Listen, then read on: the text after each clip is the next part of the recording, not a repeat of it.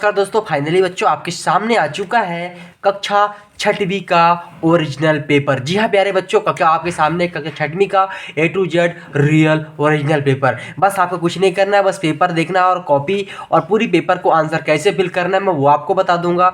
बस आपको तैयार हो जाना है और पेपर के आंसर को देखना है और फटाफट फिल करके जानना है कि प्रश्नों के आंसर क्या होगा। हाँ, तो इसके पहले आपको एक काम और कर लेना है कि वीडियो को शेयर कर लेना है और साथ साथ में हमारे चैनल को सब्सक्राइब कर लेना है। जी हाँ बच्चों, ये काम करने के बाद आपको वीडियो को दोस्तों के साथ साझा जरूर करना है, मतलब कि शेयर जरूर करना है। ठीक है, आपको काम ये करना है और फिर हम वीडियो आपको शुरू करते हैं। जैसा कि आपके पास ये सामने पेपर है और ये पेपर जो कल आपका पेपर होने वाला है, फाइनली पेपर कब है आपका 8, 12 और 2025 को कल का पेपर है। और ये रही कॉपी, जो ओरिजिनल आपकी कॉपी है। ये यहाँ पे आपको लिखना है कक्षा छठवीं, आपको विषय आपको लिख देना है, आपको हिंदी और साथ में दिनांक लिखना है 8, 12, 25।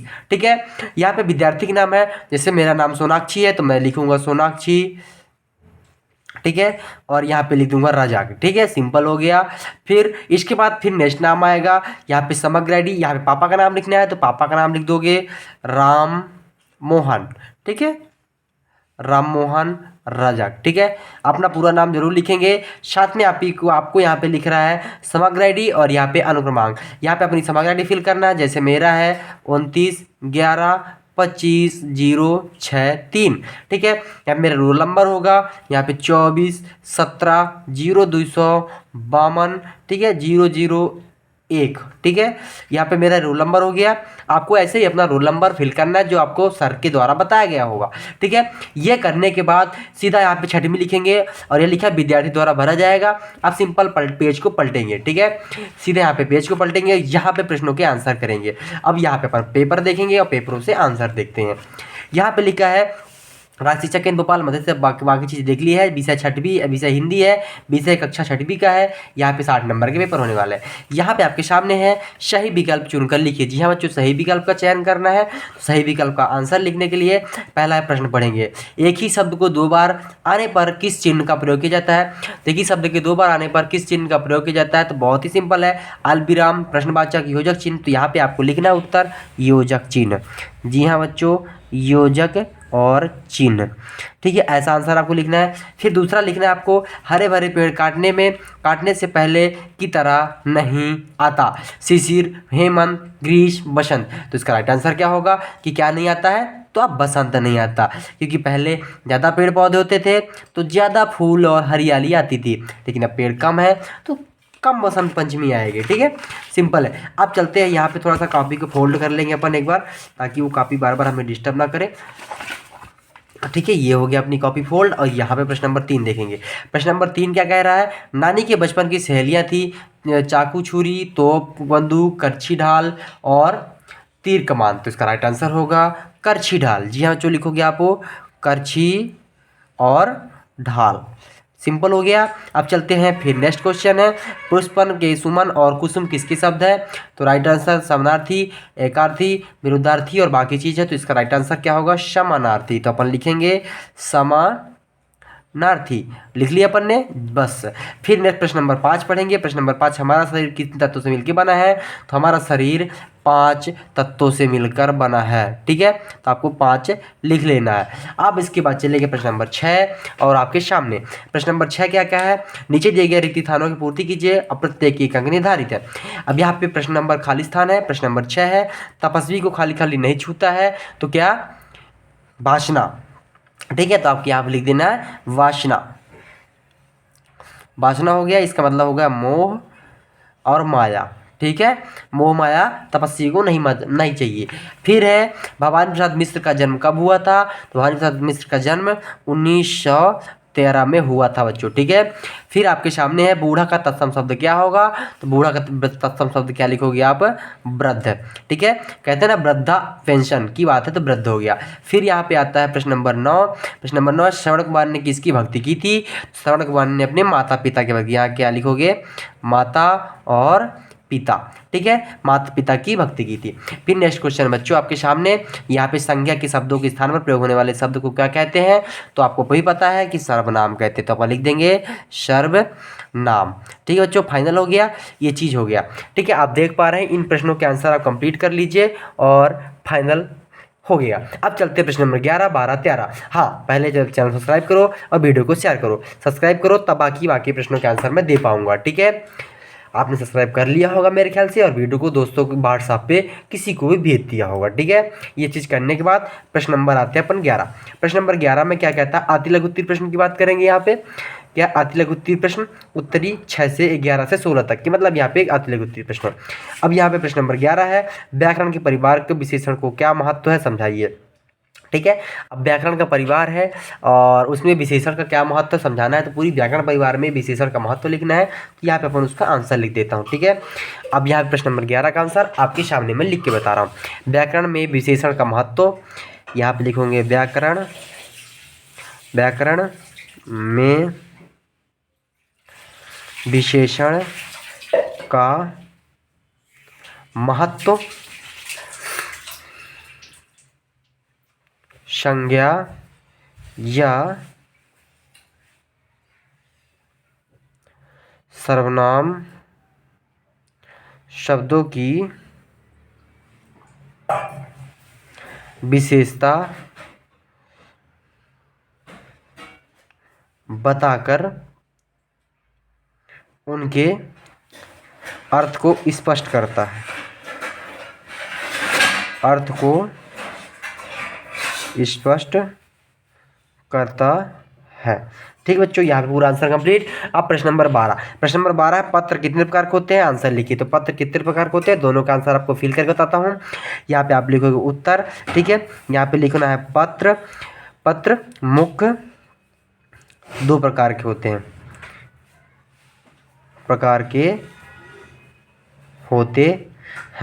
पहला आपका नाम लिखोगे, यहाँ पे आप क्या लिखोगे, औपचारिक। ठीक है, और आप यहाँ पे दूसरा लिखोगे अनौपचारिक। ठीक है बच्चों, कंप्लीट हो गया ना, अनौपचारिक। अब यह प्रश्न नंबर 13 है, जो गाता है वह वाक्य में शब्द क्या कहेंगे। तो जो गाता है इस वाक्य को क्या कहेंगे, तो जो गाता है वो क्या कहलाता है, जो गाता है वह क्या कहलाता है, गायक कहलाता है। ठीक है बच्चों, यहाँ तक सारे आंसर कंप्लीट हो गए होंगे। अब चलते हैं प्रश्न नंबर 14। अब यहाँ पे देख रहे हैं पेपर आपके सामने रखा गया है और मैं कॉपी को पलटी कर लेता हूँ फटाक से। ठीक है, यहाँ पे आपको नेक्स्ट पेज पे लिखना है। ये देखो मैंने नेक्स्ट पेज ओपन करा और यहाँ पे प्रश्न नंबर 14 उत्तर नंबर 14 लिखा हुआ है और यहाँ पे अपन उत्तर नंबर 14 के आंसर फिल करेंगे। जी हाँ बच्चों, ठीक है, उत्तर नंबर 14 के आंसर आपको फिल करना है। तो इसको मैं एक बार फोल्ड कर लेता हूँ क्योंकि डिस्टर्ब ना हो आपको देखने के लिए। अब ये प्रश्न नंबर 14 है, लेखक को प्लेटफॉर्म पर खड़े सज्जन पर दया क्यों आ गई। ठीक है, अब यहाँ पे इसका आंसर लिखना है आपको। लेखक को यहाँ पे लिखना है, लेखक को प्लेटफार्म पर खड़े सज्जन पर दया इसलिए आ गई क्योंकि उसका सामान ट्रेन में छूट गया। ठीक है, और वे बहुत परेशान हैं। ठीक है, ये चीज़ यहाँ पे इसका आंसर कंप्लीट हो गया। अब प्रश्न नंबर 15 क्या कहता है, प्रश्नवाचक चिन्हों के नाम लिखिए। प्रश्नवाचक किसे कहते हैं, उनके प्रश्नवाचक के उनके नाम लिखना। तो यहाँ प्रश्नवाचक की बात करेंगे, प्रश्न नंबर 15 का आंसर लिख देंगे बच्चों। यहाँ पे प्रश्नवाचक का आंसर लिखेंगे पर प्रश्नवाचक किसे कहते हैं, उसका आंसर क्या होगा, इसके साथ वह वाक्य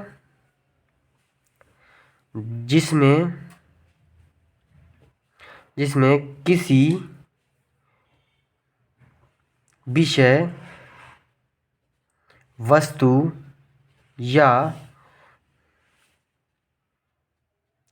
व्यक्ति के बारे में कोई प्रश्न पूछता है तो उसे प्रश्नवाचक वाक्य कहते हैं। कंप्लीट हो गया बच्चों यहाँ तक। अब प्रश्न नंबर 16 आपके सामने है। प्रश्न नंबर 16 आपको मैं दिखाता हूँ पहले। ये रहा प्रश्न नंबर 16। प्रश्न नंबर 16, जनजातियों के स्त्रियों में क्या प्रिय अलंकार क्या था? तो इसका आंसर भी अपन लिखेंगे प्रश्न नंबर 16 का कि जनजातियों के प्रिय अलंकार क्या था। तो यहाँ पे आंसर यहाँ से यहाँ तक पूरे फिल करने हैं। ठीक है, अब इसको आंसर मैं बता देता हूँ आपका। हाँ, जनजातियों के प्रिय अलंकार क्या था? तो यहाँ पे आपको लिखना है कि जनजातियों की स्त्रियों का प्रिय अलंकार क्या था?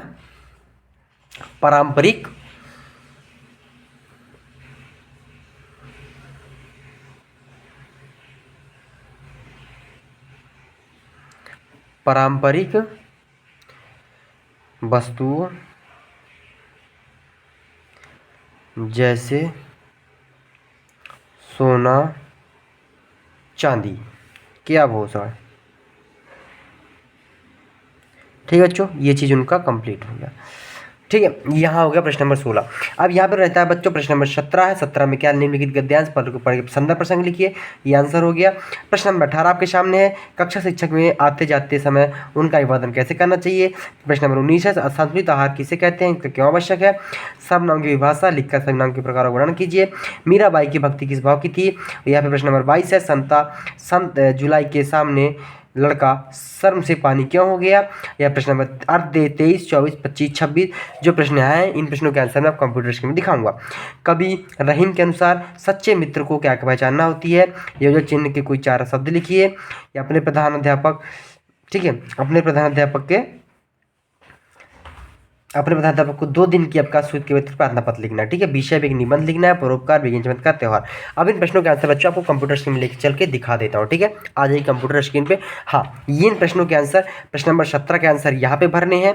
ठीक, यहाँ से लेके यहाँ तक प्रश्न नंबर 18 के आंसर, यह प्रश्न नंबर के बाद यहाँ पे 19 का आंसर शुरू करना है। जैसे आप देख पा रहे हैं 17 के आंसर, 18 के आंसर, 19 के आंसर मैं जो दिखाऊंगा वो आपको जैसे कॉपी मिलेगी वैसे वैसे आपको भर के आ जाना है। ठीक है, प्रश्न नंबर 20 के आंसर, प्रश्न नंबर 21, प्रश्न नंबर 22, प्रश्न नंबर 23, इन सारे प्रश्नों के आंसर आपको कंप्यूटर स्क्रीन में भर के आना है। वहाँ मतलब पेपर कॉपी भर के आना है। मैं आपको आंसर कंप्यूटर पे दिखा देता हूँ। 24 के आंसर यहाँ भरने हैं और साथ में 25 के आंसर यहाँ भरने हैं बच्चों आपको। ठीक है, और यहाँ पे लास्ट में प्रश्न नंबर 26 के आंसर फिल करने हैं। ठीक है, अब यहाँ पे पूरा पेपर है। इन पेपरों के आंसर आपको मैं दिखाता हूँ अभी।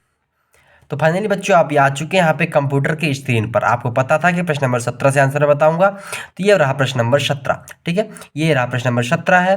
और प्रश्न नंबर 17 का आंसर जो था कि निम्नलिखित पद्यांश का संदर्भ प्रसंग लिखिए। ठीक है, अब इस पद्यांश संदर्भ लिखने यहाँ पे जो रहीम, उत्तम, प्राकृतिक, कबीर, संत चंदन की जाए तो संदर्भ लिखना है, प्रसंग लिखना है, वहाँ पे अर्थ लिखना है। ये 3 यहाँ तक लिखना है और इस प्रश्न नंबर 17 का आंसर कंप्लीट। अब चलेंगे प्रश्न नंबर 18 पे देखेंगे बच्चों। प्रश्न नंबर 18 के सामने ये प्रश्न नंबर 18 क्या कहता है? कक्षा में आते जाते शिक्षक का अभिवादन कैसे करेंगे? तो यहाँ पे आंसर है कक्षा में शिक्षक में आते जाते समय विद्यार्थी अनुशासन पूर्वक अपने स्थान पर खड़े हो जाना चाहिए और सम्मान पूर्वक हाथ जोड़कर सिर झुकाकर एक स्वर में सुप्रभात मैडम या सुप्रभात सर बोलना है और नमस्ते सर, नमस्ते मैम कहना चाहिए। बाकी चीज़ें और शिक्षक की अनुमति मिलने के बाद ही बैठना चाहिए। इस प्रकार जब शिक्षक कक्षा से बाहर जाते हैं तो खड़े होकर शिष्टाचार से उनका अभिवादन करना चाहिए। साथ में धन्यवाद मैम या धन्यवाद उनकी शुभ दिन हो, बाकी चीज़ें देना है। प्रश्न नंबर 18 आंसर कंप्लीट हो गया। यहाँ से यहाँ तक पूरा दिख पा रहा है आपको, यहाँ से यहाँ तक पूरा आंसर लिख लेना आप। प्रश्न नंबर 19 का आएगा आंसर, ये आपके सामने ये रहा। संतुलित आहार बारे में लिख लेना है। और इसके बाद है प्रश्न नंबर 20 का आंसर, स्क्रीनशॉट कर लेना बच्चों और वीडियो को शेयर करना। चैनल पर नया है तो चैनल सब्सक्राइब करना, वीडियो को शेयर करना दोस्तों के साथ। हमारे व्हाट्सएप ग्रुप में जुड़ना है, लिंक डिस्क्रिप्शन में जाके जुड़ सकते हैं। ठीक है। यहाँ प्रश्न नंबर 21, मीराबाई भक्ति की भाव किसकी थी? तो मीराबाई भक्ति भाव माधुर भाव की थी। साथ में यह भगवान श्री कृष्ण अपना आराध्य और पति मानकर उनकी आराधना करती थी। कंप्लीट हो गया। अब प्रश्न नंबर 22, सन 10 जुलाई की माह में सामने लड़का शर्म से पानी किया होगा, तो उसका आंसर ये रहा और स्क्रीनशॉट कर लेना। अब चलेंगे प्रश्न नंबर 23 से 26 तक के दीर्घ उत्तरीय प्रश्न की बात करेंगे। ठीक है बच्चों। अब आते हैं यहाँ पे प्रश्न नंबर 23 के आंसर, पूरा स्क्रीनशॉट करने लायक है, आपको कर लेना। ठीक है। अब यहाँ पे प्रश्न नंबर 24 का आंसर भी है, योजक चिन्ह के 4 शब्द लिखने, तो योजक चिन्ह के 7 शब्द लिख दिए हमने, इसको कंप्लीट कर लेना। ठीक है। अब इसके बाद प्रश्न नंबर 25 है, अपने प्रधानाध्यापक को 2 दिन की छुट्टी एप्लीकेशन लिखने के लिए। ठीक है। अपने प्रधानाध्यापक को 2 दिन की छुट्टी अवकाश लिखना है। यहाँ पे सेवा में प्रधानाध्यापक महोदय, सरस्वती से संबंधित जो आपने स्कूल का नाम लिखना, ग्वालियर 2 दिन के अवकाश हेतु प्रार्थना पत्र। महोदय सभी निवेदन है कि मुझे कल रात अचानक तेज बुखार आ गया था, डॉक्टर ने मुझे आराम करने की सलाह दी है, इस कारण से मुझे शुरुआती की तारीखों में अंत की तारीख में कुल 2 दिवस की छुट्टी देने की महान कृपा करें। ठीक है। अनुरोध है कि मुझे आप अवकाश प्रदान करेंगे। कंप्लीट हो गया प्रश्न नंबर 26 तक के आंसर। अब रहा 26 आपका फाइनल, जो विज्ञान का चमत्कार है, वो निबंध आपके सामने पूरा का पूरा, और बस आपको इनको पूरी का आंसर कंप्लीट कर लें बच्चों। ठीक है। अब ये रही पूरी पेपर कॉपियाँ। इन प्रश्नों में आपने जैसे पढ़ा होगा, ठीक है, जैसे हमने आपको बताया था, बस सबसे वैसे वैसे आपको कंप्लीट करके पेपर में जाना है। ठीक है। ये पूरी पेपर आपको पहले से पता है और ये आपकी कॉपियाँ। ठीक है। आप फाइनली ये पूरा कंप्लीट करोगे। आई होप ये कंप्लीट करने के बाद पेपर में जाएंगे और आप अच्छे नंबर ला पाएंगे। मिलते हैं अगली वीडियो में, तब तक के लिए जय हिंद, वंदे मातरम, बाय बाय।